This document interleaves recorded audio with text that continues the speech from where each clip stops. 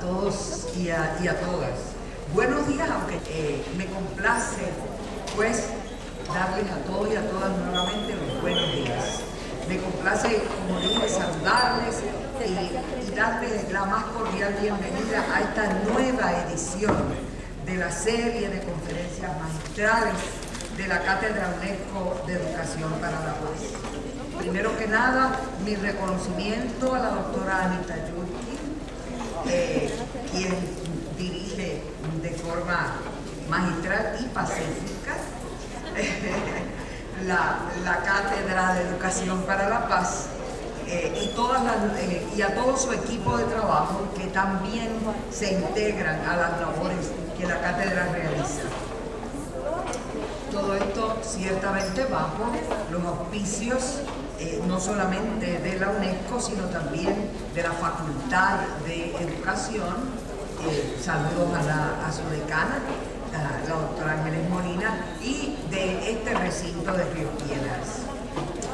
Mi saludo también muy afectuoso a nuestro catedrático conferenciante, quien hoy nos hablará sobre aspectos y palabras tan cargadas como guerra, paz, ciencia y tecnología, ¿verdad? Así que nos interesará muchísimo poder ver cómo ata esos conceptos con la carga que tienen cada uno de ellos. Este es un colega de nuestra Facultad de Ciencias Naturales, a quien como colega de facultad aprecio mucho y agradezco mucho todas sus contribuciones. Él, como sabemos, está dedicado a la ciencia y a la cultura, y sobre todo a la cultura de la ciencia. Así que hoy nos presenta un nuevo reto, ¿verdad? Un reto que debemos asumir como universitarios. Esto es en reflexión profunda y en acción afirmativa, con el convencimiento de que educar para la paz es un asunto universitario por excelencia. La universidad, el concepto de universidad es el concepto de un lugar primario para la discusión por la paz. Como institución donde resuenan los variados y complejos proyectos sociales, las pugnas que estos causan en la comunidad humana, que es igualmente compleja y variada, estamos nosotros abocados a un necesario estado de tensión.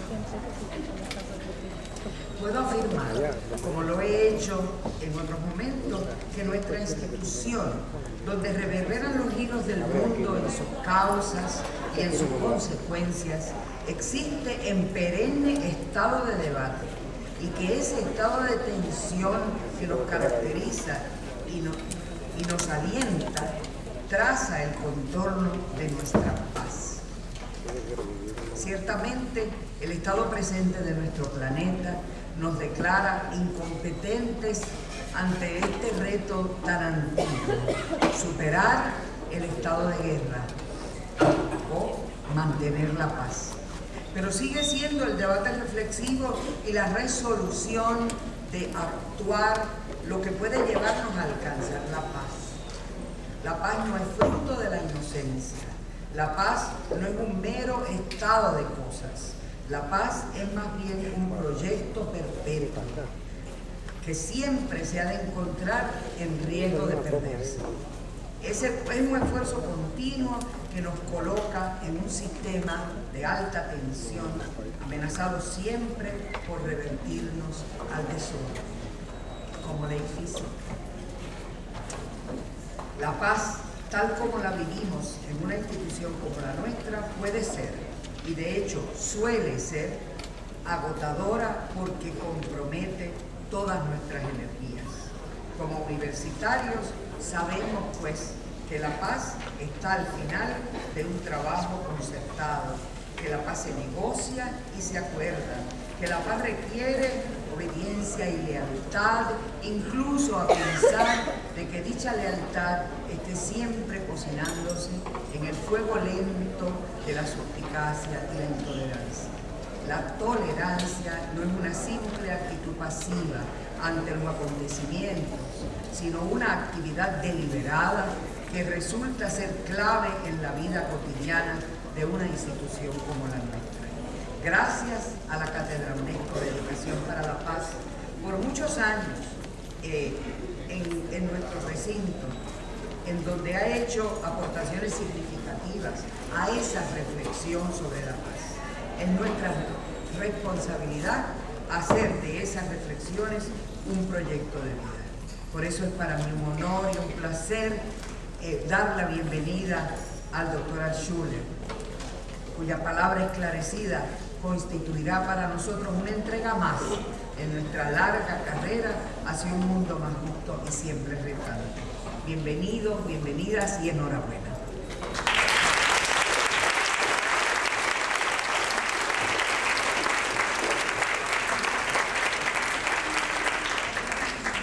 Muchas gracias, señora rectora.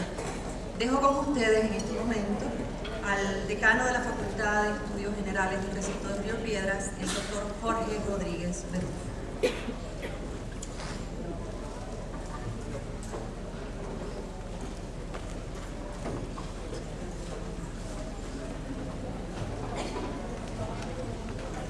Buenos días, gracias por esta oportunidad de dar un saludo al comienzo de esta conferencia magistral. Le doy las gracias a la Facultad de Educación por su hospitalidad y quiero mencionarles que la Cátedra UNESCO, que tiene su sede acá en la Facultad de Educación, siempre ha recibido el apoyo de la Facultad de Estudios Generales, porque consideramos que la Cátedra UNESCO hace una aportación fundamental a la discusión intelectual y académica de la Universidad de Puerto Rico. Quiero también mencionar que la conferencia que estará dando hoy el profesor Altshuler como conferencia magistral de la Cátedra UNESCO es parte de una serie de eventos, un simposio que está llevando sobre todo el Departamento de Ciencias Biológicas de la Facultad de Estudios Generales y que a ustedes le deben haber distribuido. Ya tuvimos 2 de esos eventos, les puedo decir que fueron excelentes. El seminario del día 28 de marzo que ofreció el profesor Luis Rivera Pagán, y ayer hubo una conferencia del doctor Juan José Gordon Peralta, que los estudiantes se quedaron 45 minutos haciendo preguntas, así que obviamente fue de mucho interés para los estudiantes. Quiero decirles que la historia de la guerra y de la paz ha sido la historia de la ciencia y de la tecnología, porque las primeras armas, como decía Rousseau, fueron la piedra y el palo, y el usarla como armas requirió un cierto desarrollo racional. En el tema de las armas sabemos que ha habido mucho progreso de la época a lo que Rousseau le llamaba el estado de la naturaleza, y quizás por eso Rousseau tenía un sentimiento tan ambiguo frente a la noción de progreso y de racionalidad. Yo creo que en una conferencia como esta destaca la necesidad de integrar el conocimiento y de acercarnos a problemas por medio de enfoques interdisciplinarios y transdisciplinarios. No es posible discutir la guerra y la paz y su relación con la ciencia y la tecnología sin tomar en cuenta numerosos campos del conocimiento. Yo creo que hay que hacer un ejercicio muy fuerte para tratar de imaginar con qué campo del conocimiento no tiene que ver un tema como este, porque tiene que ver con la sociedad, con la cultura, con el Estado, con casi todo, ¿verdad? Con el ambiente. Así que yo creo que en la universidad debemos de asegurarnos que además de las especialidades y los campos de investigación especializadas, tenemos también unas instancias donde nos acercamos a los problemas contemporáneos de una forma integral y desde la perspectiva de diversos campos de estudio. Quiero decir también que el doctor Daniel Altschuler es miembro de la Facultad de Ciencias Naturales, pero tenemos una gran relación con él porque su enfoque y los temas que ha estado tratando de divulgación del conocimiento científico y de la necesidad de enfoques transdisciplinarios en el conocimiento es muy consono con el enfoque de la Facultad de Estudios Generales. Y nos alegra haberlo tenido últimamente en bastantes ocasiones por allá por la facultad. Así que espero que disfruten y aprendan mucho de esta conferencia y quiero reconocer la labor que está realizando la cátedra. Muchas gracias.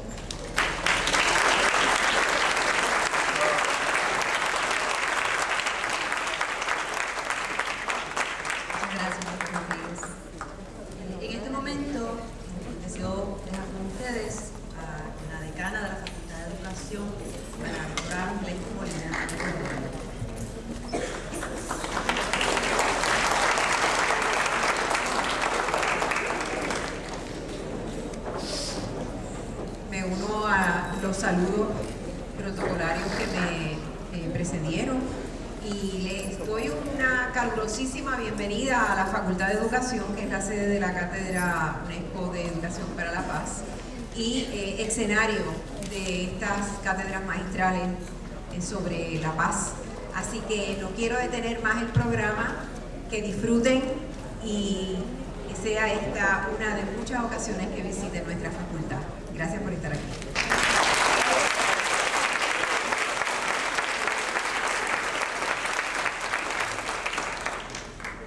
Muchas gracias, decana.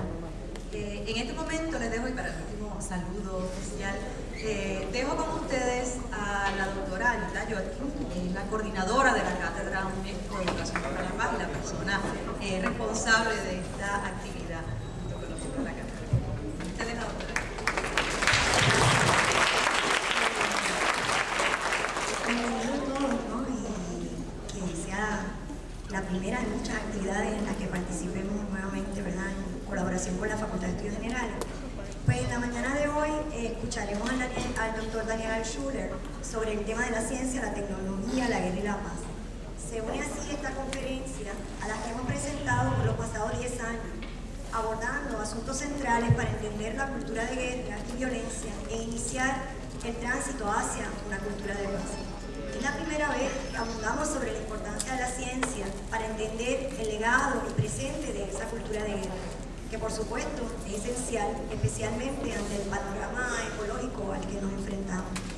Agradecemos a las profesoras Karen Tosa y Wilma Colón del Departamento de Ciencias Biológicas de la Facultad de Estudios Generales que han organizado la serie de actividades que incluye esta conferencia y que tienen el programa al que hizo referencia el doctor Rodríguez. Agradecemos por supuesto el apoyo de los decanos y de la rectora aquí presente al trabajo que realizamos Educando para la Paz en y desde la Universidad de Puerto Rico y a todos los miembros de la cátedra que trabajan para que estas actividades se lleven a cabo año tras año. Agradecemos al doctor Daniel Altschuler el interés por compartir sus ideas y provocarnos a pensar sobre nuestra responsabilidad como universitarios en la generación de conocimiento que posibilite la comprensión y la transformación de nuestros saberes y acciones. Muchas gracias a todos ustedes por estar aquí presentes.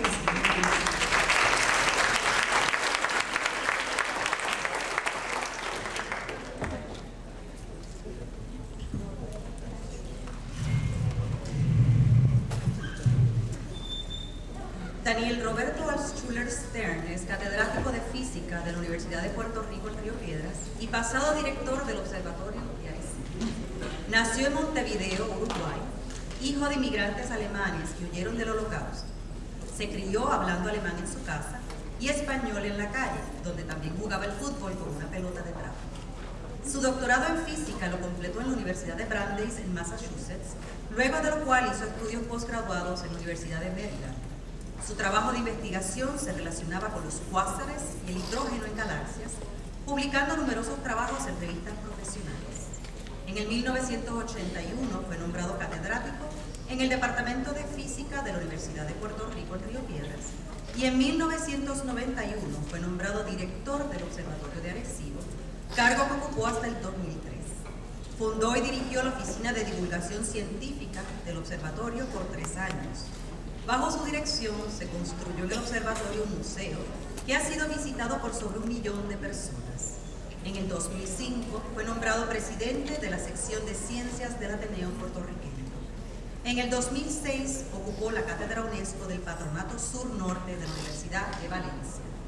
Su obra Hijos de las Estrellas, publicada por Accal en Madrid y traducida a varios idiomas, es resultado de su preocupación por el poco conocimiento científico que tiene un gran sector del público y de su gran interés en la divulgación científica. Es coautor de la obra Ciencia, Pseudociencia y Educación, escrita junto con Joaquín Medín y Edwin Núñez, publicada en el 2004, segunda edición en el 2007, por Ediciones Callejón de Puerto Rico. Su reciente libro, Muquita en blanco y negro, editado por Foca, Madrid, ha sido muy bien acogido por la crítica. Un libro duro, políticamente incorrectísimo y refractario a las concesiones. En junio del 2008, Equipo Sirius, Madrid, publicará su libro de ensayos Extraterrestres, Humanos, Dioses y Estrellas. Antes de dejar con ustedes al doctor Schuller, queremos señalar que tendremos una sesión de preguntas dirigidas al doctor Schuller luego de su presentación, la cual trataremos que sean lo más directas posibles al punto contenido de su presentación. Las mismas se van a tomar de 3 en 3 para que pueda entonces contestar las preguntas y poder facilitar el proceso. Así que agradeceremos que luego de su presentación, pues aquellos que quieran hacer sus preguntas se dirijan a los micrófonos y de 3 en 3 irán preguntando sus preguntas. Es un gran placer, y en nombre de los miembros de la Cátedra UNESCO de Educación para la Paz y de todos los integrantes y miembros de esta comunidad, que presentamos en el día de hoy al doctor Daniel Altschuler.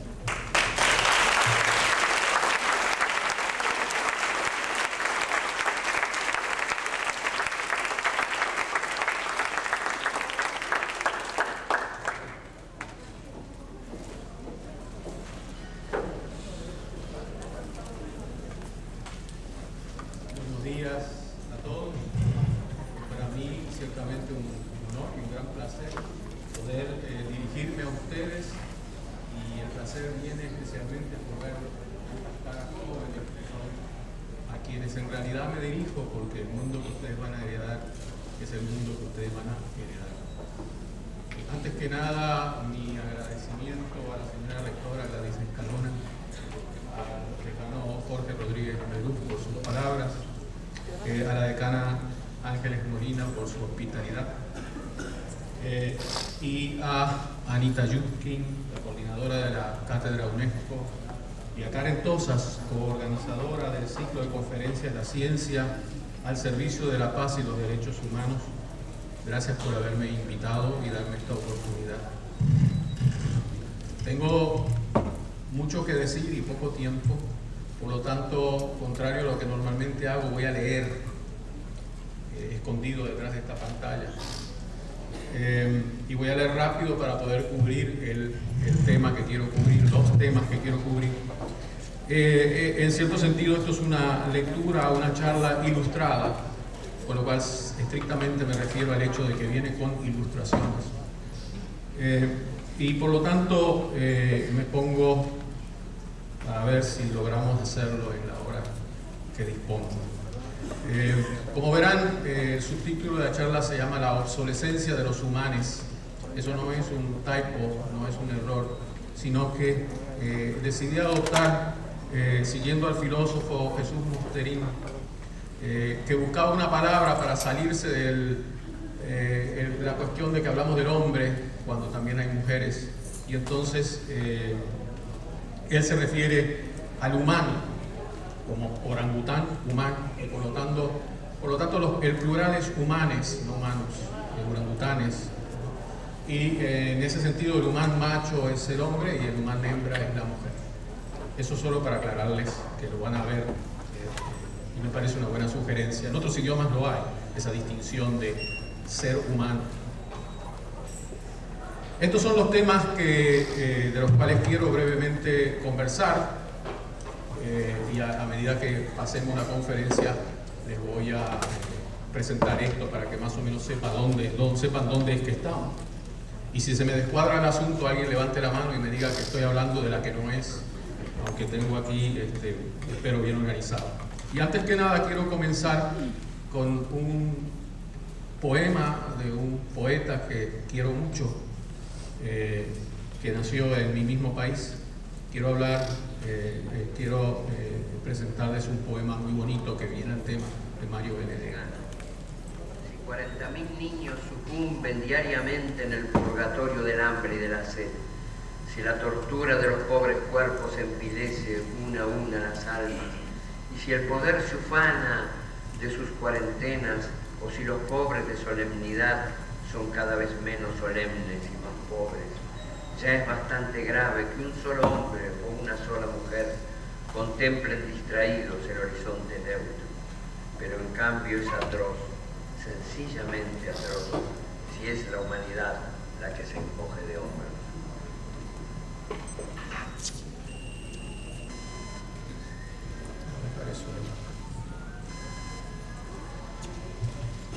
Comienzo. La paz, la justicia y la libertad figuran en la primera frase del preámbulo de la Declaración Universal de Derechos Humanos de las Naciones Unidas, proclamada en 1948. El artículo primero dice: todos los seres humanos nacen libres e iguales en dignidad y derechos, y dotados como están de razón y conciencia, deben comportarse fraternalmente los unos con los otros. El artículo quinto dice: nadie será sometido a torturas, ni a penas o tratos crueles, inhumanos o degradantes. Bastan estos dos de los 30 artículos para darse cuenta que falta mucho para que todos los humanos tengan estos derechos. Un mundo de paz y justicia, un mundo sin tortura y de comportamiento fraternal entre humanos, sería sin duda un mundo deseable y muy distinto al presente, caracterizado en general por todo lo contrario. No hay que buscar muy lejos para toparse con la miseria, el hambre y la violencia, consecuencia de actos humanos de rapaz egoísmo y vil crueldad. Algunos lo llaman inhumanos, pero no entiendo por qué. Consecuencia de que hace tiempo la cosa se nos ha ido de las manos, si es que alguna vez estuvo en las nuestras, y hemos perdido el control, si es que alguna vez lo tuvimos. Consecuencia de que los esquemas que hemos adoptado para ordenar nuestras sociedades no funcionan. Consecuencia también de que los preceptos éticos que empleamos, muchas veces sacados de anticuados libros, también son anticuados. Mi preocupación surge por los muchos años en los cuales he oído y leído distintos argumentos, estudios, análisis con respecto a los problemas de nuestro planeta, acompañados de una desesperante falta de progreso. Mientras tanto, habitamos un mundo sujeto a nuestra insolencia ecológica, un mundo ensombrecido por la violencia cotidiana que salpica de sangre las paredes con bombas inteligentes o con inteligencias bomba. Un mundo entristecido por la miseria de aquellos que pasan hambre y frío y la de aquellos que, teniéndolo todo, son más miserables aún. Los humanos nos enfrentamos a un sinnúmero de problemas causados por el creciente impacto de nuestras actividades sobre el entorno, que en tiempos modernos ha crecido de forma exponencial. Nos hemos quedado atrás, nos hemos tornado obsoletos por lo repentino del cambio, una explosión exponencial de conocimiento, poder y población que sobrepasa nuestro poder de imaginación. Por esto, la terrible pregunta: ¿hay esperanza para los humanos?, con la cual comenzaba Robert Heilbronner su libro del 1973, The Human Prospect, continúa siendo la pregunta de las preguntas. Mucho me temo Que la respuesta, como también él pensaba, sea más cercana a no que a sí. Y no porque por naturaleza yo sea pesimista, todo lo contrario, pero los hechos no se pueden engañar. Claro, el mucho me temo anterior solamente tiene sentido si aceptamos ciertos supuestos éticos que no parecen formar parte del zeitgeist presente. 3 factores entrelazados amenazan el futuro de la humanidad: la crisis ecológica global producto de la imparable industrialización, la posibilidad de una guerra aniquiladora y como causante primario el inexorable aumento demográfico. La terrible pregunta también me apunta a una interrogante ética fundamental. ¿Realmente nos importa el futuro de los humanos más allá de nuestros propios nietos? Para esta presentación he tenido que simplificar las cosas y, por cierto, el mundo es complejo. Pero para comprender la esencia de muchas cosas y situaciones es necesario simplificar, sin perder de vista, claro está, que se ha simplificado, abstraer, sin perder de vista la naturaleza de la abstracción. Simplificar para ver aquello que es básico, posiblemente lograr señalar la causa primordial de algún fenómeno, por más complejo que sea, y de este modo acercarnos a una solución. Es decir, que la vaca paralelepípeda puede ser un concepto de gran utilidad al momento de considerar ciertos asuntos agropecuarios. Perspectiva. Comencemos con un breve repaso de aquello que hemos aprendido recientemente acerca de nuestro lugar en el universo, tanto en el espacio como en el tiempo. Conocimiento que nos brindan una nueva perspectiva, una plataforma desde la cual apreciar mejor la condición humana. La nueva perspectiva permite conocer mejor, acercarnos a las respuestas a las perennes preguntas de dónde venimos, hacia dónde vamos y quiénes somos. Preguntas que nos llenan de angustia existencial. El problema es que las respuestas que he sugerido en otro sitio, de ellas en ningún lado en particular a las primeras 2 y un lamentable accidente a las terceras, no son del agrado de nadie. Pero me reafirmo en que son más ajustadas a la verdad que todos los mitos que se han inventado para responderlas de manera más reconfortante. También es una reflexión que puede quitarnos nuestra ibris y devolvernos algo de la humildad primitiva. Primero, hemos aprendido que la naturaleza se rige por ciertas leyes naturales universales que hemos descubierto y que determinan lo que es posible y lo que no. Han llevado al desarrollo de poderosas tecnologías que han transformado el mundo para bien o para mal. Segundo, sabemos que hace unos 15.000 millones de años ocurrió un evento que dio inicio a nuestro universo, el llamado Big Bang. Tercero, sobre nuestro planeta surgió la vida hace unos 3,5 mil millones de años y evolucionó. Aunque hay quienes se oponen a estas nociones por motivos religiosos, los hechos son ineludibles.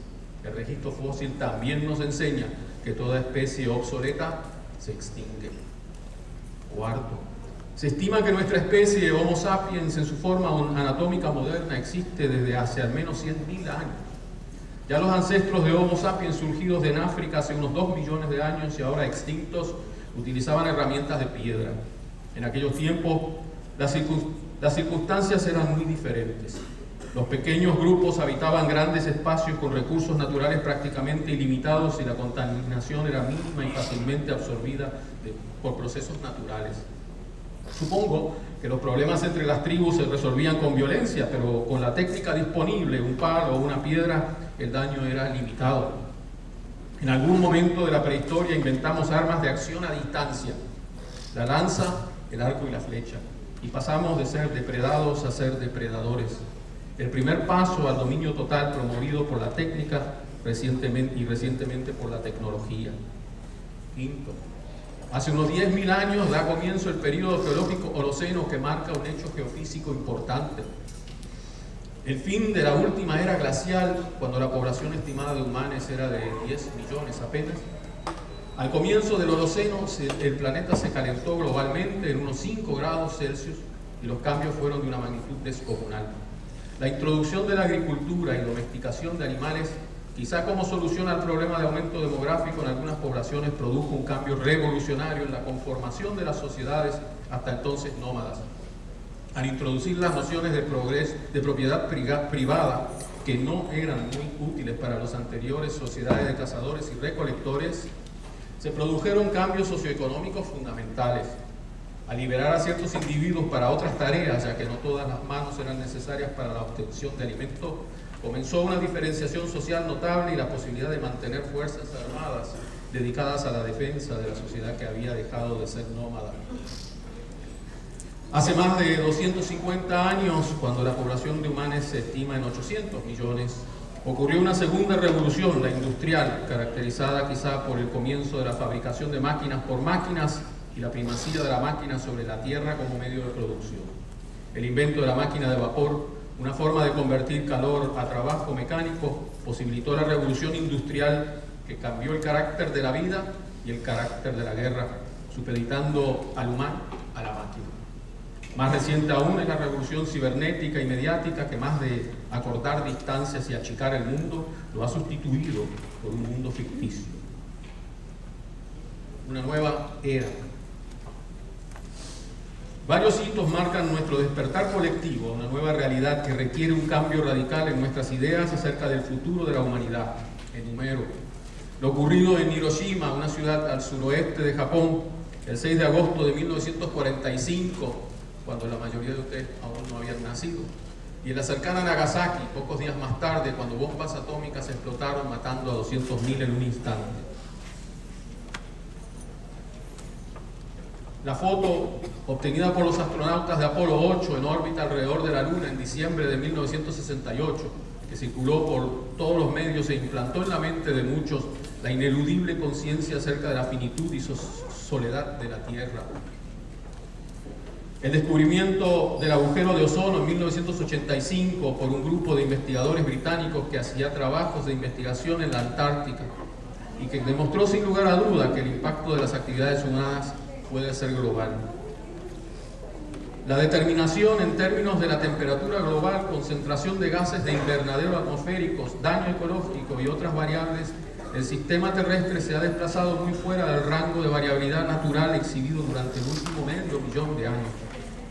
Nos encontramos en un momento singular en la historia de Homo sapiens, propiciado por el crecimiento exponencial de la población de humanos.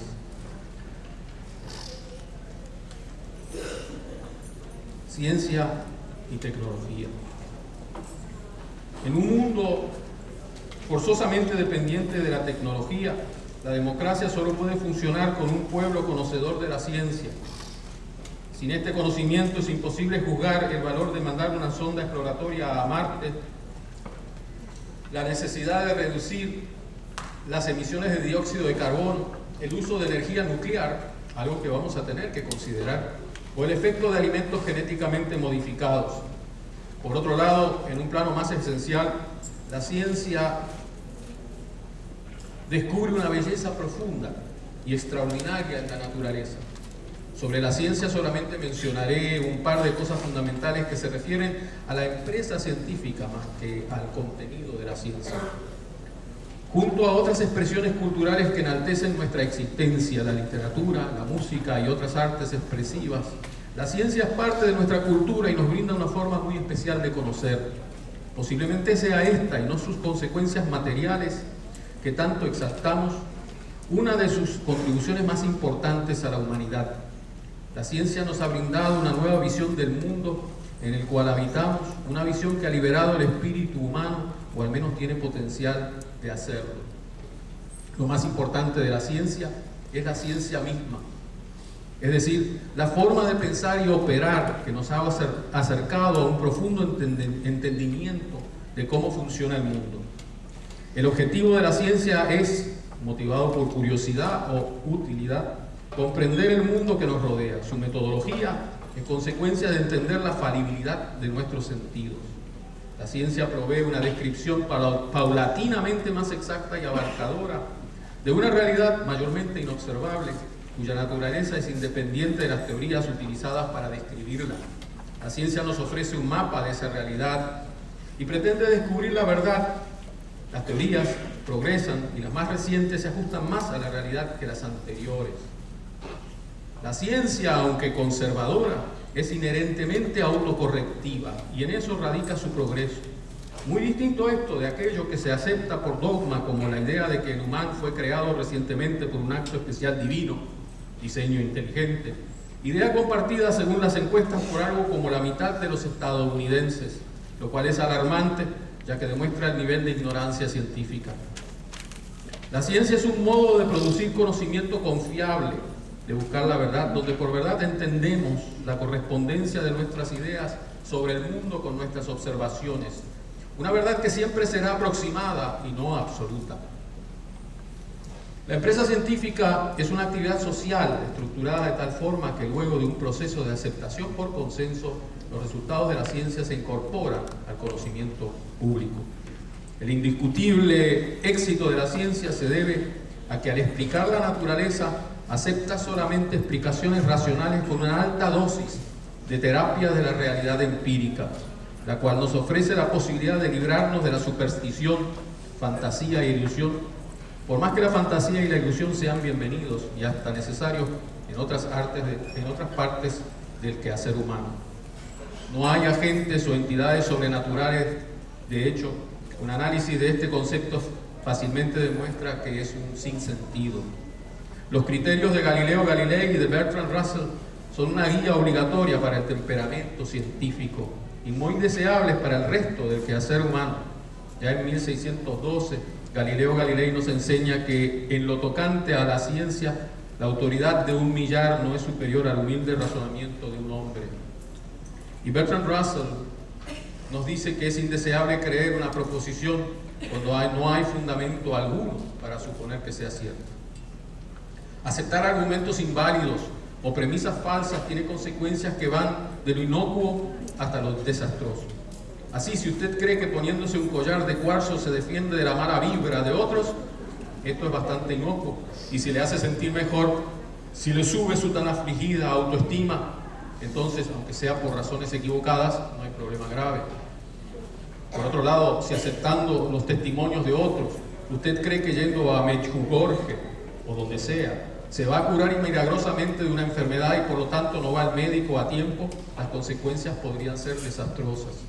Los milagros son producto de ignorancia y estadística, y muchas veces de ignorancia de estadística. Por razones obvias, aquellos que rogaron por una cura y no se curaron, acabaron rogando por un cura y no dan testimonio.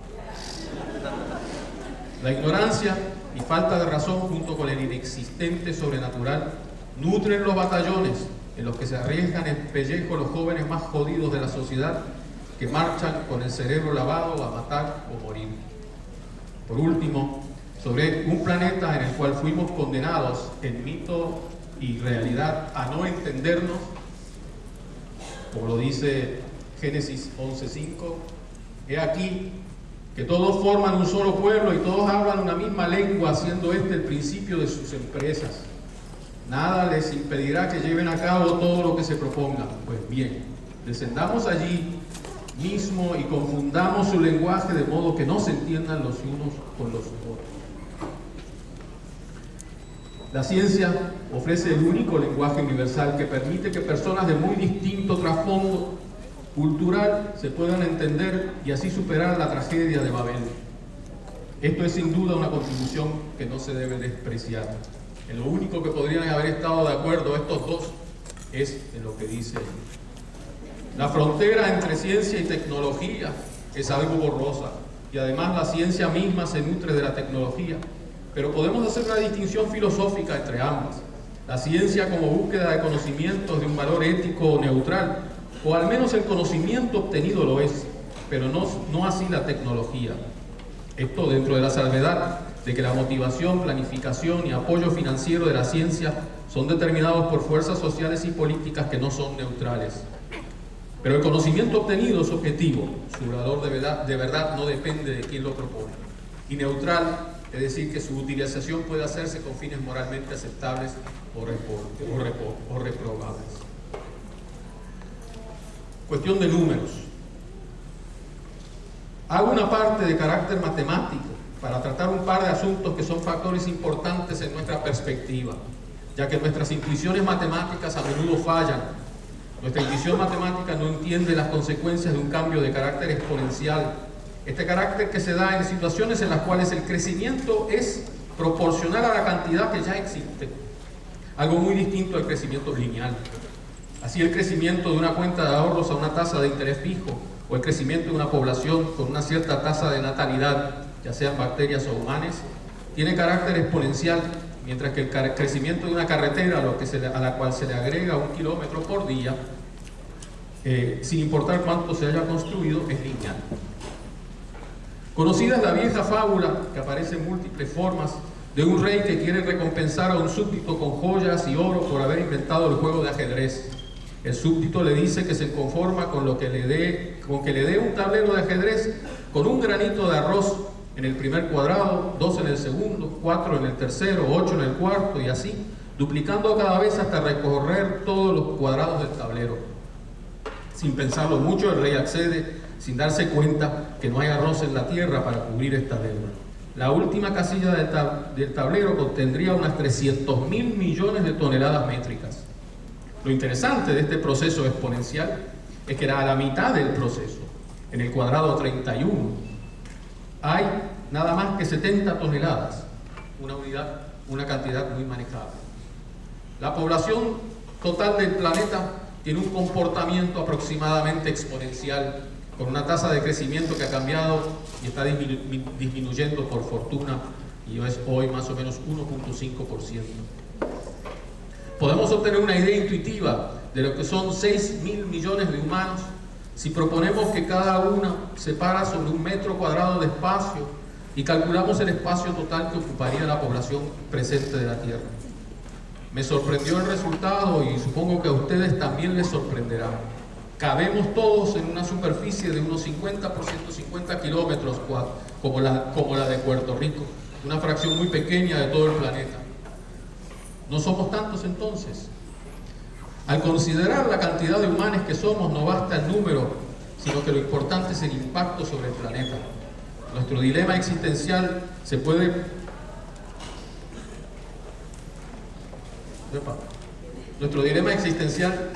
reducir a una simple ecuación de 2 factores multiplicativos que resultan en el impacto total de los humanos sobre el ecosistema, que es la biosfera. Un impacto total mayor que un valor crítico causará daños irreversibles en el ecosistema y no es sostenible. Causará una crisis, o mejor dicho, ya la está causando, que lleva de la paz a la guerra y de la justicia a la injusticia. El valor del impacto total resulta del producto del impacto promedio individual por el número de individuos. Para el año 2050, es decir, dentro de nada más que 40 años, se espera una población mundial de 9.000 millones, es decir, un aumento de 3.000 millones sobre la población del año 2000. La mayor parte de este crecimiento ocurrirá en India, China, Pakistán y Nigeria. Los países desarrollados, por otro lado, no cambiarán sus números significativamente, manteniéndose en unos 1.200 millones. Será un mundo muy diferente desde un punto de vista demográfico, pero piense un poco. Si se lograra con el esfuerzo descomunal en tan solo 40 años aumentar en un 50% el número de escuelas, el número de trabajadores en el campo de la salud, el número de viviendas, la transportación, la producción de energía, si fuera posible, la producción de alimentos y todas las otras cosas que consideramos importantes para el bienestar humano, si lográramos eso, sin al mismo tiempo aumentar los daños ambientales causados por estos aumentos, apenas lograríamos mantener la triste realidad. Sería un mundo muy diferente si solo fuéramos 1.000 millones. La huella ecológica es una medida de nuestro verdadero impacto sobre el planeta y es mucho mayor que el antes mencionado metro cuadrado. La huella ecológica mide la cantidad promedio de recursos naturales utilizada por una persona, expresada como el área de tierra y agua productiva, utilizando una productividad promedio necesaria para producir los recursos consumidos y para absorber los desechos generados. Resulta que para una persona en los países no desarrollados la huella ecológica equivale aproximadamente a 1 hectárea, 10.000 metros cuadrados, y es 5 a 10 veces más para aquellos en los países desarrollados. La dudosa distinción de estar entre los 3 más altos le corresponde a Estados Unidos junto con Canadá y a los Emiratos Árabes Unidos, con unas 10 hectáreas por habitante. Entre los mínimos están Afganistán, Pakistán y Bangladesh, con media hectárea, lo cual nos sorprende. El área total de espacio biológicamente productivo de la Tierra es de aproximadamente 8.800 millones de hectáreas, por lo cual una simple división nos indica que la población presente del planeta no dispone de más de 1,5 hectáreas por habitante, un límite definido por el tamaño del planeta, por lo cual el problema del llamado desarrollo ilimitado queda matemáticamente expuesto como una quimera. Como lo ilustra la figura, aproximadamente en el año 1988 cruzamos el umbral de la biocapacidad global. De allí en adelante comenzamos a vivir de prestado. Es simplemente imposible que el mundo no desarrollado se desarrolle siguiendo el modelo de los países desarrollados. Se necesitarían más de 3 planetas como la Tierra si todos los humanos pretendieran vivir a un nivel de consumo como el de aquellos en los países desarrollados. En el presente, la fracción mayor de energía se produce utilizando combustibles fósiles, el petróleo, gas natural y carbón, y no hay duda que se acabarán. 1/3 de la energía global se extrae del petróleo, una alta fracción de esto para la transportación. Cada día se queman 85 millones de barriles, 30 millones al año. Los estimados de la cantidad de petróleo aún disponible son inciertos y van de 1 a 2 millones de barriles, con 63% de estas reservas ubicados en el Medio Oriente. Si dividimos el estimado de petróleo disponible por el consumo anual presente de 30.000 millones, nos da 50 años. Así de fácil, dentro de 50 años no habrá más petróleo. Cálculos similares indican que el gas natural se acabará en 70 años y el carbón en 200. Pero el consumo aumentará en gran medida por el aumento demográfico, por lo cual estos recursos se acabarán más pronto. Reconstruir nuestras sociedades para adaptarlas al uso de nuevas fuentes de energía será una tarea titánica y comenzar ahora ya es tarde. Apocalipsis. Preocupa que para muchos y algunos en el poder, la distinción entre el cuento bíblico y la inmolación real se desvanece y podrían llegar a pensar, y algunos piensan, que son la misma cosa. Peor, pensar que la inmolación nuclear causada por nuestra sublime estupidez es en realidad el deseo de Dios.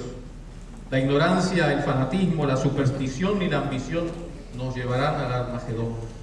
La conexión entre la crisis ecológica y el aumento demográfico por un lado y el holocausto nuclear por otro radica en que cuando, y es solo cuestión de cuando, la crisis afecte gravemente a los países dominantes y en particular a los Estados Unidos, la tentación de recurrir a estos armamentos para resolver lo que pueda considerarse como una amenaza a la seguridad nacional será muy fuerte. La chispa, además, podría ser el descabellado ataque por un grupo desafecto de la periferia a la metrópoli con una bomba atómica de fabricación casera o obtenida por contrabando.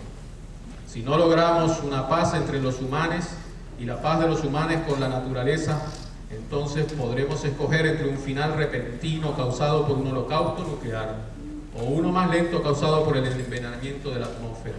La única garantía segura de que nunca se utilicen estas armas de destrucción masiva es eliminarlas a todas, algo que seguramente sería el voto mayoritario abrumador si votaran todos los humanos. Los arsenales de varios países almacenan varios miles de armas nucleares mucho más potentes que las de Hiroshima y Nagasaki. Estados Unidos y Rusia encabezan la lista con miles de armas, seguidos por Inglaterra, Francia y China con cientos, y luego por India y Pakistán, Corea del Norte e Israel con decenas. La proliferación aumenta el riesgo de un accidente o uso deliberado. No existe ya justificación alguna para mantener estas armas, a menos que algunas mentes tenebrosas piensen que podrían ser útiles en el futuro. El horror de Hiroshima fue causado por una bomba atómica rudimentaria apodada Little Boy, con una energía explosiva equivalente a 15.000 toneladas de TNT. Las armas atómicas modernas tienen un poder cientos o miles de veces superior.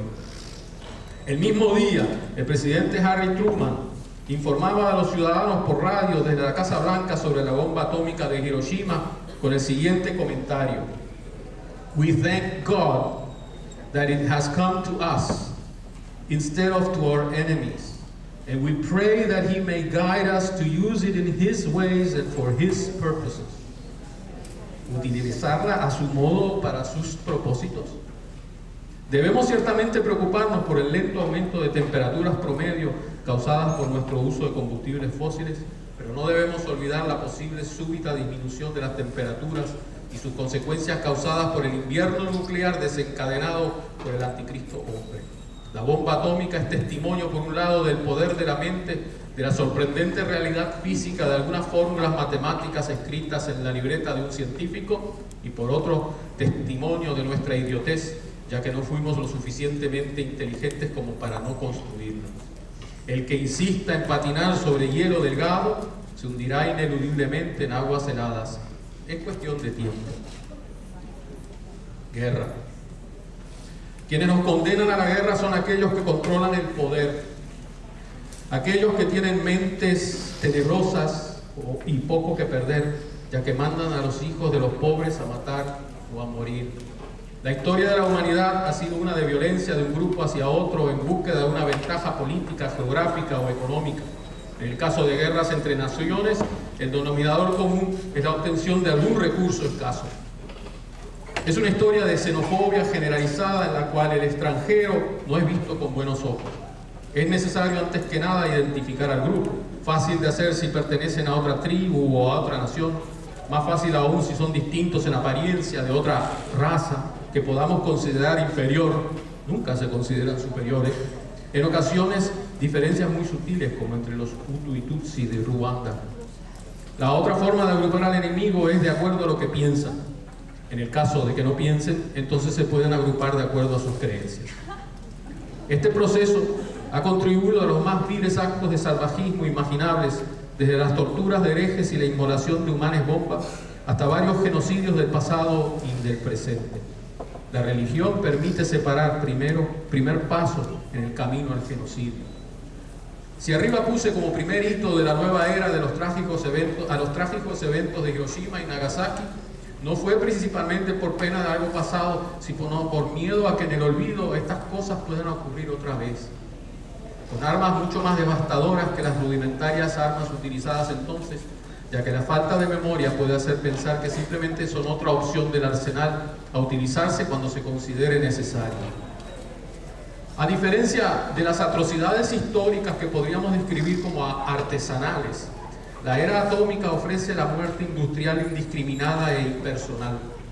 En particular, esto lo distingue de la otra gran calamidad de la historia, el Shoah, el exterminio metódico de 6 millones de personas, la mayoría judíos, por las bestias de Hitler. Pero en este caso, aunque industrializado como fábrica de la muerte, no era impersonal. Miles de alemanes participaron personalmente en la empresa en actos que no se pueden describir, ya que no hay palabras adecuadas para hacerlo. Propongo, sin despreciar el exagerado pero real peligro terrorista, que uno de los mayores peligros para la paz del futuro que todos anhelamos reside en los Estados Unidos. Esta nación se declara unilateralmente la nación escogida para determinar el destino del mundo con una Pax Americana y se arma hasta los dientes, incluyendo sus más de 10.000 armas nucleares. Bien podrían adoptar en vez de su In God We Trust el orwelliano War is Peace. Además, alguien debería preguntar, ¿Does God trust them? Es una nación que padece de un complejo de superioridad y una mentalidad guerrera que les hace pensar que todo se resuelve con acciones militares. Le han declarado la guerra a la pobreza, la guerra a las drogas, la guerra al terrorismo y declararán la guerra a todo lo que les incomode. Habiéndose establecido como la potencia hegemónica del planeta, invierte una alta fracción de sus recursos materiales y humanos en el negocio militar para beneficio de pocos, como lo demuestra su creciente presupuesto para cosas militares. La actitud de aquellos en el poder es una de dominio y desprecio por el resto. Esto no es nada nuevo. No es, como creen algunos, una política característica del gobierno presente, por más que el presente gobierno haya demostrado una insolencia explícita y crasa. La historia de los últimos 100 años de política internacional de los Estados Unidos ha sido una de dominio por las buenas o por las malas, de intromisión en los asuntos de otras naciones cuando fuera necesario de acuerdo a sus intereses. No dudo que en el futuro, con la creciente escasez de recursos importantes para mantener la maquinaria industrial, Las Fuerzas Armadas norteamericanas sean utilizadas para asegurarlo, lo cual es el verdadero motivo de la invasión a Irak y el verdadero motivo de mantener esas fuerzas y continuar desarrollando nuevas tecnologías para matar mejor. Podemos situar el comienzo de esta visión norteamericana del mundo con el derrocamiento de la reina Liliuokalani de Hawái en 1893, culminando con la anexión del territorio en 1898. A este primer acto de intervención directa le han seguido muchos otros: Cuba, Puerto Rico, Filipinas, Nicaragua, Honduras, Irán, Guatemala, Vietnam del Sur, Chile, Granada, Panamá, Afganistán y en el presente Irak. En el documento oficial que presenta la estrategia de seguridad de los Estados Unidos, que pocos leen, y que también expone la ibris de su gobierno, se puede leer: The U.S. National Security Strategy will be based on a distinctly American internationalism that reflects the union of our values and our national interests. The aim of the strategy is to help make the world not just safer but better. For who? Our goals on the path to progress are clear: political and economic freedom, peaceful relations with other states, and respect for human dignity. Sí, claro. Más adelante el documento dice: to forestall and prevent such hostile acts by our adversaries, the United States will, if necessary, act preemptively. Esa es lo que está ocurriendo. Y además dice: the presence of American forces overseas is one of the most profound symbols of the U.S. commitments to allies and friends. Through our willingness to use force in our own defense and in defense of others, the United States demonstrates its resolve to maintain a balance of power that favors freedom. To contend with uncertainty and to meet the many security challenges we face, the United States will require bases and stations within and beyond Western Europe and Northeast Asia, as well as temporary access arrangements for the long-distance deployment of U.S. forces. Cuánta hipocresía. Hoy vivimos bajo un imperio corporativo militar que opera globalmente con sobre 500,000 de efectivos, espías, técnicos, entrenadores y contratistas en más de 700 bases militares en el extranjero, distribuidas en sobre 130 naciones. A eso se le suma una decena de task forces de portaaviones en todos los océanos y mares y otro ejército privado de la CIA para realizar las labores más sucias necesarias para mantener la paz y la libertad. Ha impuesto una globalización política y económica a su conveniencia, pero la tan sonada globalización se limita a intereses imperiales. No se globaliza la justicia, el bienestar ni la libertad y democracia a pesar de las bombas. Los gastos militares de los Estados Unidos son inmensos y han aumentado vertiginosamente en los últimos años. Son mayores que los de cualquier otra nación, de hecho mayor que la suma de los gastos militares de las 15 naciones que le siguen. Para Halliburton, Blackwater, General Dynamics, Lockheed Martin, Boeing, Raytheon, Bechtel y muchas otras corporaciones menos conocidas, es un gran negocio de miles de millones de dólares. Los presupuestos para la guerra y el dinero que corre en el tráfico de armas son inmensos. Las altas esferas del gobierno de Estados Unidos están infiltradas por pasados ejecutivos de estas y otras corporaciones, mezclándose con ideólogos conservadores en una red nefasta que promueve los conflictos armados. Los Estados Unidos, mayor traficante de armas del planeta, han utilizado la gigantesca suma de 600.000 millones de dólares desde el comienzo de la guerra de Irak, una aventura militar que ha resultado ser un desastre estratégico y moral. La industrialización de la guerra obliga a la guerra para continuar el ciclo capitalista de producción y consumo. Y aquí les muestro algunos de las corporaciones que más se lucran del negocio de la guerra y los poquitos billones que envueltos en el dinero. Entonces, la paz. En este momento, un hombre en algún lugar de esta tierra enferma grita de dolor porque una pequeña masa de plomo le desgarra las entrañas, pero ustedes no lo oyen. Un niño triste y demacrado deja de luchar por sobrevivir ya que el hambre le ha dejado sin fuerza, pero ustedes no lo ven. Una mujer muere luego de años de sufrimiento porque le dijeron que era pecado utilizar un profiláctico que la habría protegido de contraer una enfermedad que se propaga silenciosamente por las noches de la vida. pero ustedes no la conocen. No puede haber paz en un mundo así. La letra de la canción de los Monkees de 1968, cuando yo era joven y ustedes todavía no habían nacido, Sor and Sun, dice las memorables palabras: "They gave a war and nobody came". Por más industrializada que sea la guerra, es cierto que si nadie se prestara para laborar en esa industria, podríamos acercarnos a la paz. Si realmente operara el bíblico "no matarás" de forma absoluta, sin letra chica, tendríamos paz. Pero eso requiere una nueva ética, una nueva religión si necesario, una convicción de que la ruta al futuro no puede estar cubierta de cadáveres retorcidos si queremos llegar allí con algo de dignidad. Pero las fuerzas que se oponen a esta utopía son enormes y además todos deben aceptar esta nueva ética y no será así. Ya lo dijo el psiquiatra y filósofo Karl Jaspers: qué fatalidad cuando el ser humano de buena fe renuncia a la violencia porque cree en la no violencia. Lo único que logra es ser superado en forma más radical por la violencia. Similar razonamiento es el de Karl Popper, cuando alerta sobre lo que denomina la paradoja de la tolerancia. La tolerancia sin límites debe llevar a la desaparición de la tolerancia. Si ofrecemos tolerancia sin límites también a aquellos que son intolerantes, si no estamos dispuestos a defender una sociedad tolerante de los ataques de los intolerantes, entonces los tolerantes serán destruidos y con ellos la tolerancia. Por otro lado, la violencia visible de la guerra no es la única violencia en el mundo ni la más significativa. La violencia no violenta cotidiana del hambre y la miseria es mucho más importante, pero menos sensacional, justo porque es una constante del mundo que afecta al menos a 1.000 millones de humanos. El hambre, hermano de la pobreza, es más que un retorcijón en el estómago o un mareo por falta de comida. El hambre es tristeza de las madres al ver morir a los hijos famélicos. Es angustia de los padres por obtener comida para mañana. Es humillación al encontrarte con los que sí tienen y te humillan. El hambre es el símbolo de impotencia, impotencia de los más necesitados en participar de forma efectiva.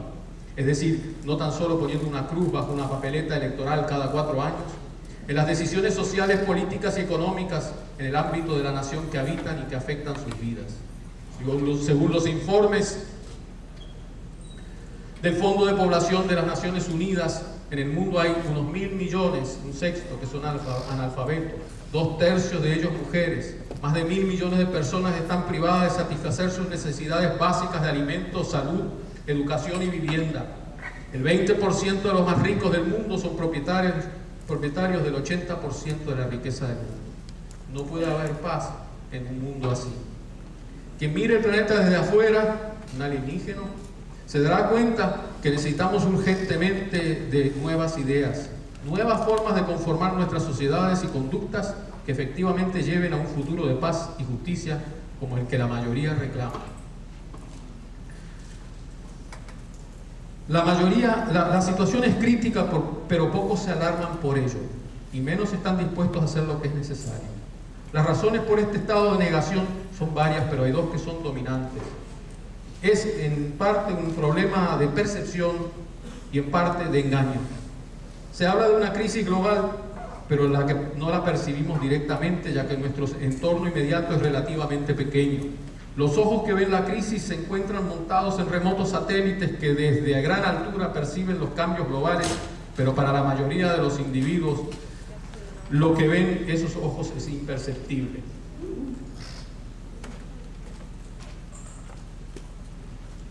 Además, estamos acostumbrados a pensar en crisis impresionantes, terremotos, huracanes, hambrunas, que impactan nuestros sentidos y son motivo de reportajes en vivo y en directo vía satélite, los mismos que ven la otra crisis. Pero esta no es ni repentina, explosiva, sujeta a dramáticos reportajes, es lenta pero inexorable, una crisis que se asemeja más bien a una infección con HIV que a un infarto cardíaco. Es difícil convencer a los pueblos e impulsar medidas drásticas antes de que la crisis total y el caos se apoderen de la situación. El engaño perverso es el resultado de la bien financiada campaña propagandística por parte de aquellos que perderían a corto plazo si se tomaran las medidas de prevención que es necesario tomar con urgencia. Por eso resulta mejor inventar un cuco o exagerar uno ya existente y de ese modo desviar la atención de una verdad inconveniente. A esto se le debe añadir el hecho de que no basta reconocer las amenazas nucleares y ecológicas como muy reales, sino que es necesario el poder político para impulsar cambios sociales y económicos que redefinan o eliminen lo que entendemos por Estado-nación, o si eso no fuera posible, redefinan la relación de estos estados entre sí. Ya voy llegando, ética renovada. El humano obsoleto surge como consecuencia del aumento exponencial de nuestro poder que ha sobrepasado nuestros preceptos éticos que deben regir ese poder. Necesitamos una ética renovada, secular, puesta al día bajo la sombra de Hiroshima y Nagasaki, de Auschwitz y Treblinka, que rechace el bíblico dominio y haga suya la armonía y el balance con la naturaleza. Transformar una ética de guerra a una de paz no es fácil, dada la conformación socioeconómica de nuestras sociedades y la falta de liderazgo por parte de instituciones que, al igual que los humanos, son obsoletas. Una ética secular que no se base en el miedo a otro mundo infernal, mítico, en el cual viviremos después de la vida si no pecamos, sino que logre evitar que este mundo de los vivos, que ya para muchos es un purgatorio, se convierta en un infierno verdadero. Ya lo estamos calentando. Las instituciones religiosas que por siglos usurparon el poder ético han fallado en proveernos una ética efectiva ante los problemas globales que enfrentan los humanos. Se han dedicado por siglos a esclavizar al humano con normas morales ambiguas y desatinadas, generalmente relacionadas al sexo. Ríos de tinta y toneladas de papel para disertar acerca de la fornicación y la concupiscencia, conformando una absurda maraña de torpezas. Hablando de concupiscencia, un poco de humor a esta altura no viene mal. Iba un viejito por el bosque cuando escuchó a sus pies una débil voz. Se agachó y descubrió que quien le hablaba era una ranita. La ranita le dice: soy una princesa hermosa, erótica y sensual, diestra en todos los placeres de la carne y el amor. La reina mala, envidiosa de mis encantos, me convirtió en rana, pero si me das un beso volveré a ser quien era. Y te daré todos los goces y deleites que mi voluptuoso temperamento y mi ardiente concupiscencia pueden producir. El viejito levanta la rana y se la echa en el bolsillo. Asoma la cabeza a la ranita y le pregunta muy desconcertada: ¿y qué? ¿No me vas a besar? No, respondió el viejito. A mi edad es más divertido tener una ranita que hable que una maniática sexual.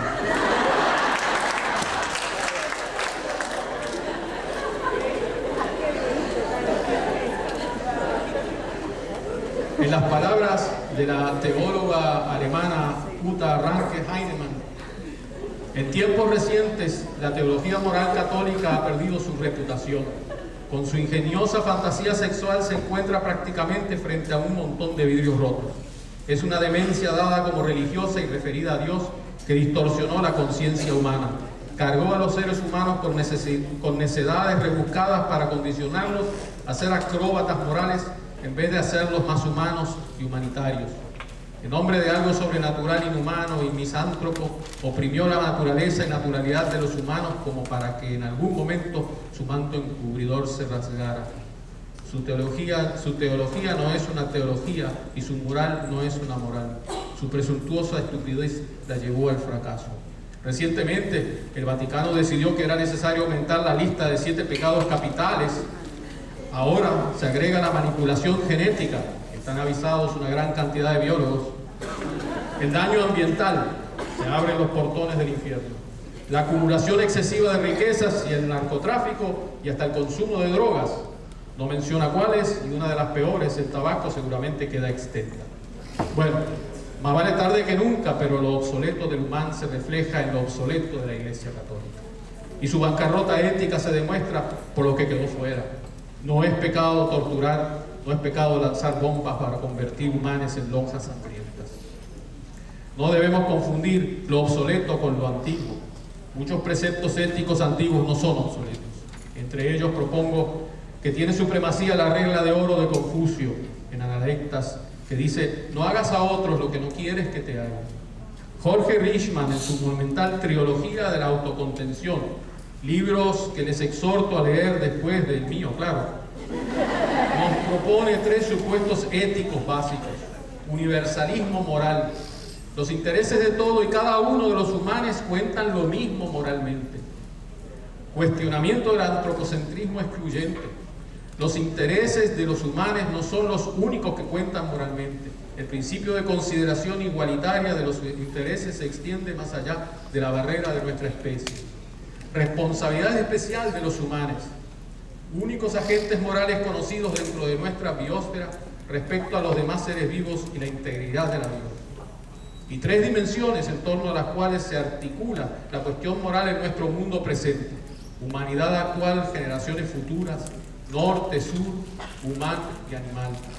En la página de la Fundación para los Derechos de Futuras Generaciones se lee: actúa de tal forma que las consecuencias de tus actos le permitan a las generaciones futuras al menos una igual oportunidad para la satisfacción de sus necesidades.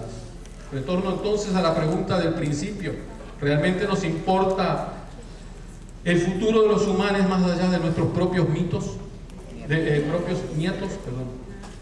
¿Qué hacer? Llegué. Es necesaria la acción social. Para justificar la violencia es necesario llenar los cerebros con cuentos de horror y odio, perpetuar los mitos y mentiras y evitar el razonamiento, ya que la violencia es contraria a la razón. Por eso mismo debemos intentar una educación distinta para romper la maraña de cadenas que inmovilizan la mente y el espíritu humano y no le dejan cobrar altura. Si no lo logramos, continuaremos con la absurda guerra contra la guerra y volveremos a quemar brujas y herejes como hacían hace no tanto, cuando perdimos la razón. Pero la razón sin una base ética puede llevar al holocausto. Una educación excelente, como se define actualmente, sin un cambio en la metaeducación, no garantiza una sociedad que viva en paz y con justicia. Un pueblo muy educado, que dio al mundo a Goethe, Bach, Beethoven, Kant y Einstein, entre muchos otros, también permitió a Hitler y sus secuaces que participó en el máximo horror de la historia. Lo que falta es el ingrediente ético, la consideración fundamental de lo que es intrínsecamente bueno y lo que no lo es, considerado desde una perspectiva secular, fuera de todo dogma religioso. Podríamos todos aquí ponernos de acuerdo en lo que es necesario para lograr una cultura de paz basada en una nueva ética. Nada fácil, pero posible. Pero si se lograra, sería académico, en las dos posibles acepciones de la palabra, si no lográramos trascender los muros de la universidad. Es necesaria la acción social por parte de los universitarios, es necesario salir de la academia para que todo no sea meramente académico.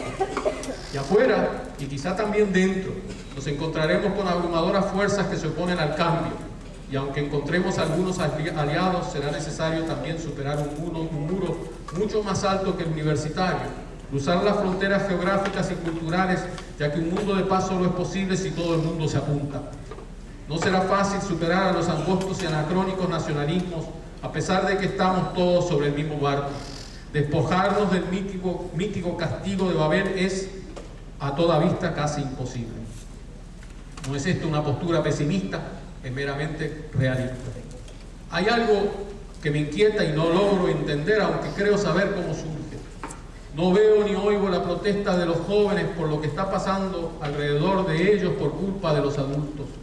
Aceptan la mentira, la hipocresía, el egoísmo de los que gobiernan sin tirar una piedra en protesta. Percibo un conformismo que debe ser consecuencia de la educación que reciben y del lavado de cerebro perpetrado por el discurso público que les entretiene hasta la muerte, como también lo señaló hace algún tiempo Neil Postman.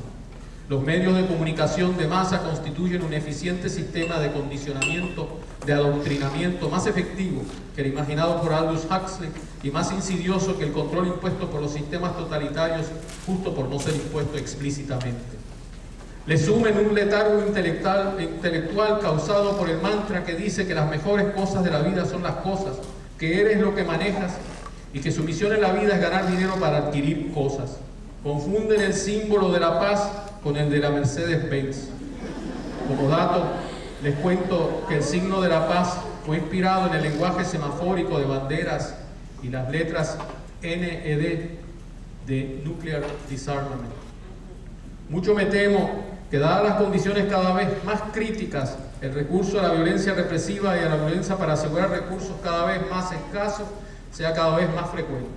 La creciente polarización entre ricos y pobres es casi una garantía de violencia futura.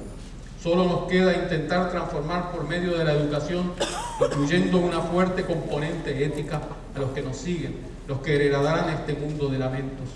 El primer paso es que la juventud comprenda lo que está sucediendo, que entiendan que son herederos de Hiroshima y Auschwitz, labor educativa que debe comenzar en las escuelas, ya que en la universidad es demasiado tarde. Esa gran responsabilidad recae en las instituciones que preparan maestros como esta facultad. Debemos educar para lograr un humano nuevo, que no sea meramente un nuevo recurso para la máquina industrial corporativa, sino gestora de un nuevo amanecer. Pero ya son las 5 de la madrugada. La educación debe potenciar a que lleguemos al futuro en condiciones originadas por nuestras decisiones y acciones y no impuestas por la naturaleza, las cuales serían mucho más dolorosas para nuestros nietos. Ese es el sentido de las palabras del filósofo alemán Günther Anders, que decía: no es suficiente cambiar el mundo, eso lo hacemos de todos modos. Y en gran medida ocurre sin nuestro esfuerzo. Es necesario interpretar ese cambio, para entonces cambiarlo, para que el mundo no continúe cambiando sin nosotros y finalmente no cambie a un mundo sin nosotros. Tampoco debemos olvidar la observación de Hannah Arendt con respecto a los actores del mal. Lo preocupante con Eichmann, uno de los verdugos de Hitler, era precisamente que tantos eran como él, y que estos tantos no eran perversos ni sádicos, que eran aún y son terriblemente normales. Debemos forjar el homo ecologicus y descartar al homo economicus, ese engendro ficticio que solo sabe acumular bienes y consumir sin límites, muy distinto al homo sapiens de carne y hueso. Educación que capacite para elegir con valor luego de una deliberación, como dice Sabater, capaces de persuadir y dispuestos a ser persuadidos. La cada vez más estridente pugna religiosa entre los extremos del cristianismo y del islamismo tiene una dinámica propia, un escalamiento que se nutre de la ley del talión, haciendo caso omiso de las enseñanzas verdaderamente cristianas en la nación que se proclama cristiana sin serlo. Los sobre 20.000 armas nucleares en manos de varios bandos junto a mentes que permiten que su propietario se despedace en 1000 sangrientos pedazos para acceder al paraíso no augura nada bueno para el futuro. Un loco es suficiente y hay miles que quisieran el apocalipsis. Por otro lado, aunque se puede matar a 1 millón de un solo bombazo, igual resultado se obtiene con 1 millón de balazos. Hoy día el arma de destrucción masiva de preferencia es el AK-47, Automat Kalashnikov, tan fácil de usar que hasta un niño puede hacerlo y lo hace. Diseñado por el ruso Mikhail Kalashnikov en 1947. Pero antes de concluir que si combatimos los extremos todo estará bien, debemos darnos cuenta que los extremos sobreviven gracias al consentimiento de los moderados, de los tolerantes que callan porque en realidad comparten las ideas que fundamentan el extremo, basadas en el grotesco cuento antiguo de infiernos y paraísos. No condenan de forma enérgica y tajante a todos aquellos que con actos violentos piensan ganarse el cielo. Llama la atención que ese dictador, un ser todopoderoso, omnisciente, omnisapiente y bondadoso, no haya expresado su ira por el estado de las cosas, ni tan siquiera manifestándose en forma enérgica por medio de su representante aquí abajo.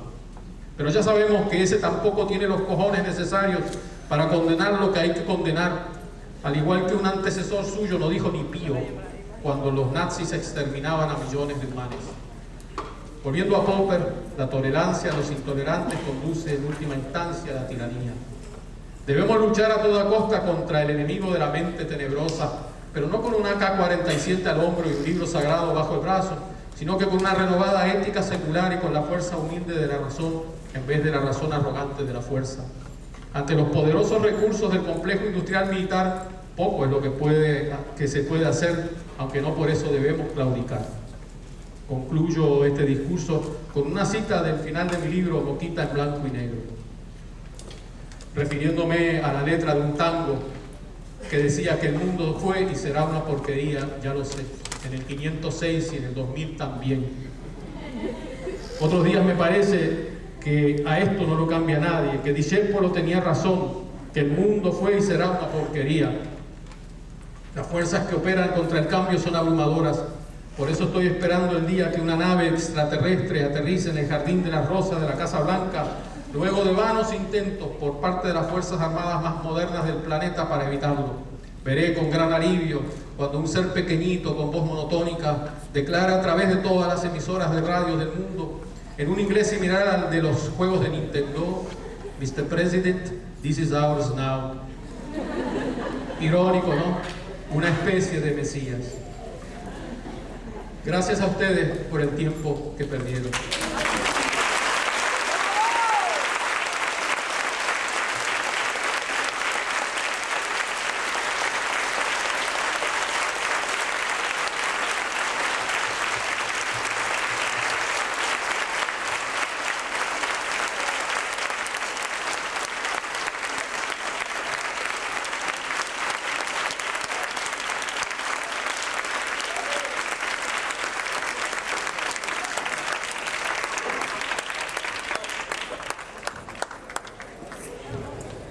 Gracias, doctora Schuller, por esa impactante presentación y ese reto que nos presenta a todos como humanos y como universitarios. Antes de que salga, quisiera ver si alguien tiene preguntas para el doctor Schuller. Podemos permanecer unos minutitos, algunas preguntas. Le agradeceré que se acerquen a los micrófonos.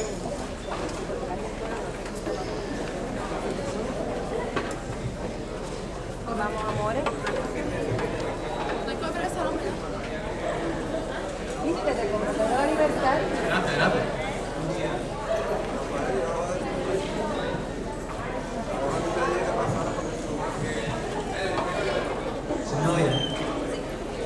Ella no pesa.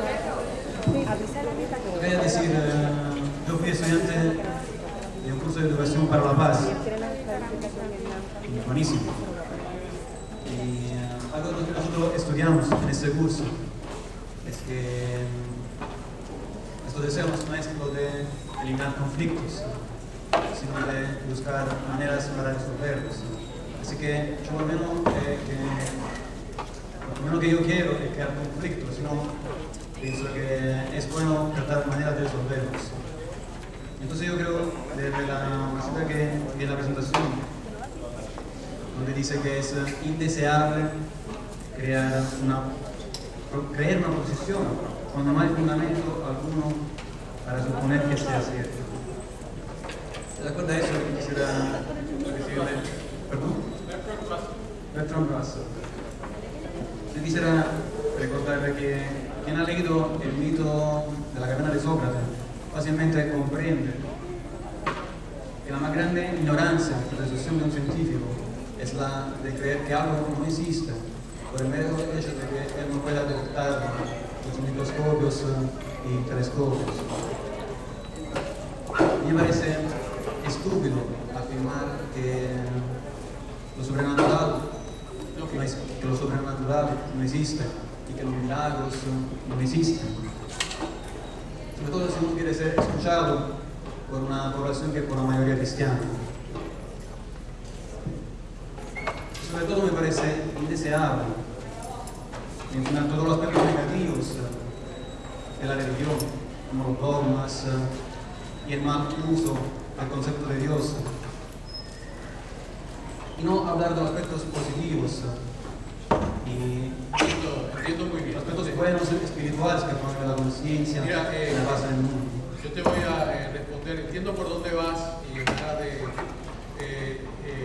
es obvio, claro, que yo me ensaño con los aspectos negativos y no dudo de que especialmente cuando hablas de espiritualidad personal y no de las iglesias organizadas, hay ciertamente cosas que son muy positivas y buenas. Pero mira, una institución, y yo normalmente la que nos domina y la que domina nuestra cultura es la Iglesia Católica, una institución que se canta y se para sobre un podio moral, pero al mismo tiempo ha hecho unas cosas que son criminales desde todo punto de vista en el pasado. No se puede dejar pasar. No es cuestión de apuntar hacia lo negativo nada más. Ciertamente hay muchas personas que por razones religiosas hacen cosas buenas, empezando por las primeras esclavas de la Iglesia Católica, que son las monjitas que tienen que limpiar el trasero a los viejitos senostales porque ningún sacerdote lo va a hacer. Pero vamos a tener cuidado de no decir o argumentar que solo debemos mirar lo bueno y obviar lo malo, porque entonces sería equivalente a decir que cualquier mafioso, cualquier asesino es bueno, porque al fin y al cabo hay asesinos que yo los conozco, como me han contado, son buenos padres de familia, buenos vecinos que después hacían sus cosas. Es decir, lo malo no quita ni justifica, o lo bueno no quita ni justifica lo malo, y especialmente una institución religiosa que se basa o se vende como aquella que va a dar los preceptos morales para todos nosotros. Yo creo que sí hay que sacar los trapitos sucios a la luz para que o se reforme o que nadie les haga caso. Conocido es la intromisión de la Iglesia, la participación de la Iglesia Católica y del Vaticano, no solo en ayudar a los genocidas alemanes a huir de Alemania con pasaporte del Vaticano y terminar en Argentina. Esas son cosas que se hicieron, ¿okay? Cosas que fueron hechas en nombre de la Iglesia. No en nombre de Dios, pero en nombre de la Iglesia. Y a quien yo ataco es la Iglesia organizada. ¿Por qué? Porque si hay una institución en este mundo que tiene el poder de convocación y el poder de tratar de decirle a la gente de cambiar, esa es la Iglesia, cualquier iglesia. Y no lo hacen. ¿Okay? Las voces están calladas, como te decía. Los Estados Unidos hoy en día han instaurado otra vez la tortura a seres humanos y el Papa calladito. La guerra de Irak es una cosa que es un asesinato en masa. Es una violencia que va en contra hasta de lo matarás bíblico. ¿Dónde está el señor Ratzinger? En ningún lado. Y en ese sentido yo creo que debemos atacarlo, no por resaltar lo negativo, sino por el gran poder que tienen estas instituciones que dicen ser los que llevan la voz moral. Pero les importa más si una persona usa un condón o no en África que si matamos o torturamos en el resto del mundo. Y esa oposición, por ejemplo, a la contracepción, que es absurdo moralmente, condena a millones de mujeres en el tercer mundo al infierno en la tierra por la infección de SIDA. Y eso no se puede negar y eso no se puede tapar. Estoy de acuerdo, hay muchas cosas buenas que también se hacen en nombre de la Iglesia y en nombre de Dios, pero no olvidemos que hay muchas matanzas y cosas que deberíamos todos, también los que pertenecen a una religión, luchar en contra. Y luchar contra la misoginia de la Iglesia, que además, por lo menos la Iglesia Católica, como tú sabes, es un mundo de hombres eunucos para el reino del cielo, como decía Uta Ranke Heinemann. Hay muchos teólogos muy prominentes, incluyendo Uta Ranke Heinemann y Hans Kung y Dreberman, que se han referido a eso y que ha hecho la Iglesia, los ha excomulgado o les ha quitado el derecho de enseñanza. A mí me parece eso, es un régimen represivo y fascista, y eso uno no lo debe tolerar. No se puede simplemente invocar a libros sagrados en nombre de Dios y hacer cualquier cosa. Requiere ese mismo hecho el asumir responsabilidad moral por lo que uno hizo o hace.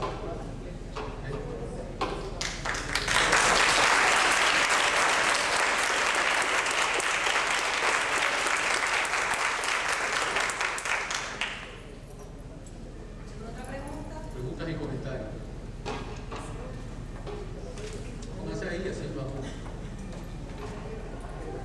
Buenas tardes, mi nombre es Natalia Bonilla. Yo tenía una duda concerniente a la guerra. Estados Unidos, pues como conocen muchos, que está decayendo con los problemas económicos que tiene. ¿Cree usted que pasará ahora con China, que está tentando hacer la próxima potencia mundial? Y si el gigante dormido será la próxima guerra que ejerza Estados Unidos ahora, después de la de Irak. Esa es mi pregunta. Bueno, es una pregunta primero que no creo que haya una respuesta fácil, hagamos unos comentarios nada más. Primero, Estados Unidos normalmente no ataca a aquellos que son poderosos, como la China, por ejemplo, ni tan siquiera Corea del Norte, ¿no? Estados Unidos, con todo su machismo, se mete con islitas como Granada o ejércitos como el pobre ejército de Irán que salió huyendo apenas llegaron. Es decir, las grandes y gloriosas fuerzas armadas norteamericanas no son tan valientes como se pintan. Yo no dudo que las fuerzas armadas americanas están ahí y van a seguir estando ahí para asegurar los recursos naturales que la voraz economía americana requiere. Por otro lado, es cierto que China es el próximo gigante durmiente, como dicen, y la India también, por tener entre ellos mitad de la población humana. Y por desgracia, están queriendo seguir el modelo de desarrollo económico que a toda luz lleva a más calamidad. No hay recursos para que todos los chinos se desplacen en automóviles privados. Lamentablemente eso es a lo que van. Quieren comer carne ahora porque eso es lo que les vende McDonald's quizás. Pero ciertamente uno puede vislumbrar un futuro en el cual el poderío económico chino y el militar americano se encuentren. Sería por eso que le tengo tanto miedo al hecho de que tengamos esas armas nucleares que cuando es cuestión de vida o muerte alguien las va a usar. La primera vez que yo entendí claramente que era una mentira que Saddam Hussein tenía armas nucleares fue en el momento de la invasión americana, porque un loco como ese, si tiene armas nucleares, en ese momento se las tira encima, ¿verdad? En ese momento yo le dije a mi esposa, ese no tiene nada. Ahora, la historia dirá, pero la historia de la China, por ejemplo, y del imperio chino, es una historia bastante, exceptuando el Tibet y algunas áreas aledañas, es una historia que no es una de conquista del mundo, quizás porque la China es un país tan enorme que me recuerda eso cuando hablo de país como China tan enorme, del burro de Bush, que una vez dijo oficialmente que África es un país muy grande.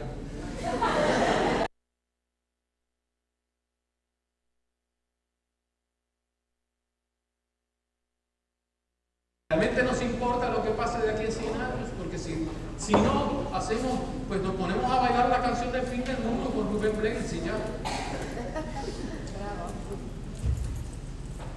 ¿Otra pregunta? Bueno, primero quiero darle las gracias por la conferencia y por tomar el tiempo de contestar nuestras preguntas. Yo por lo menos estoy muy de acuerdo con todo lo que usted ha mencionado hoy.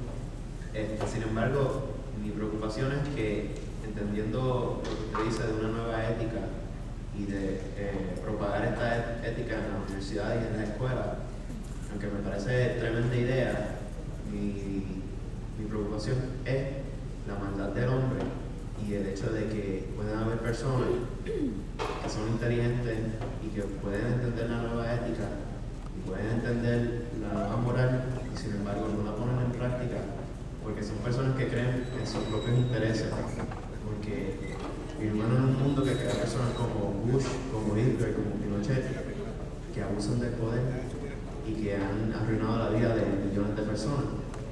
Y pienso yo que aunque vivamos en una sociedad que enseña una nueva ética y una nueva moral, todavía van a haber aquellos que conociéndola prefieren ignorarla por el bien de sus propios intereses y por el interés de aquellos que los controlan. Mi pregunta es qué haríamos con esas personas que son una amenaza para un mundo de paz. Exactamente. Yo entiendo que sí existe eso, lo que yo llamé mentes tenebrosas, ¿verdad? Pero también pienso, por eso decía que la universidad es muy tarde, si nosotros logramos inculcar en los jóvenes, antes que lleguen a la universidad, esa conciencia ética de que mira, hay cosas que están absolutamente mal, ¿okay? Y que tienen que ser siempre así. No digo que se nos escape uno, como te digo, pero estaríamos mejor que ahora, ¿no? Y hay que empezar por algún lado. Y si no, deberemos hacer como dijo alguien, ¿no? Aquellos que piensan que a los que no piensan como ellos hay que eliminarlos, hay que eliminarlos. Una pregunta más. Ahora que el observatorio tiene esta crisis económica, ¿qué fruto derivó el proyecto SETI, si alguno, con relación a la vida en otra galaxia?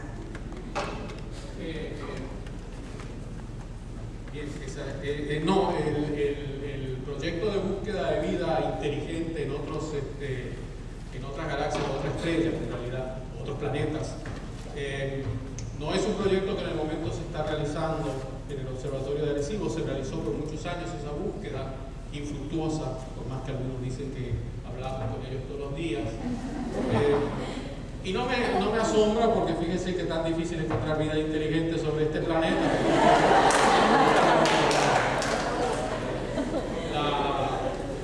La crisis económica del observatorio pues exactamente es consecuencia de lo que platicábamos recién sobre quién dirige, quién determina qué se hace y qué no se hace con la investigación científica. Y el observatorio cuesta $10 millones al año y cuando quizá gracias a la guerra no hay tantos recursos disponibles, pues alguien tiene que decidir qué se hace y qué no se hace en términos de investigación. Lamentablemente el observatorio ha sufrido mucho con estas decisiones y tiene un futuro no tan brillante por delante, pero se verá. En cierto sentido la astronomía es una de las pocas ciencias que quedan, que podemos quizá decir que nos dejan dormir en paz en la noche, porque entendemos que generalmente nuestras investigaciones no sirven para nada.